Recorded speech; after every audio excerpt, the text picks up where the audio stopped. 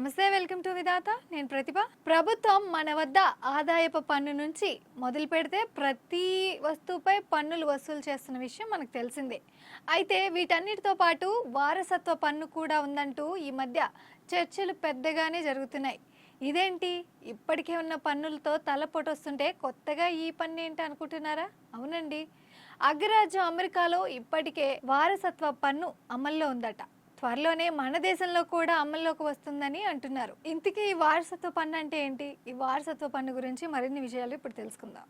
తాత ముత్తాతల నుంచి కానీ తల్లిదండ్రుల నుంచి కానీ వచ్చే ఆస్తిపై విధించే పన్నునే వారసత్వ పన్ను అంటారు.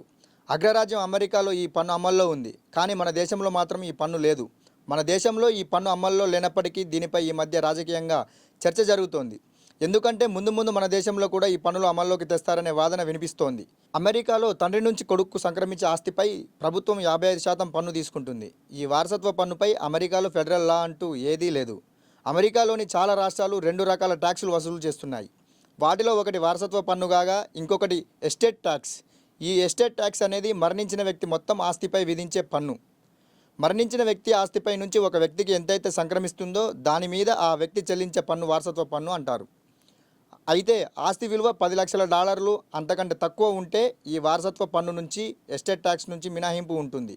ఆస్తి విలువ $10 లక్షలు దాటితే మాత్రం 1 నుంచి 18% వరకు ట్యాక్స్ చెల్లించాల్సి వస్తుంది. ఇక్కడ మరో ముఖ్యమైన విషయం ఏమిటంటే, ఒకవేళ మృతుని భార్య బతికి ఉంటే వారసత్వ పన్ను నుంచి మినహాయింపు ఉంటుంది. వాస్తవానికి భారతదేశంలో కూడా ఈ వారసత్వ పన్ను ఉండేది, కానీ 1985లో ఈ పన్నుకు సంబంధించిన చట్టాన్ని రద్దు చేశారు.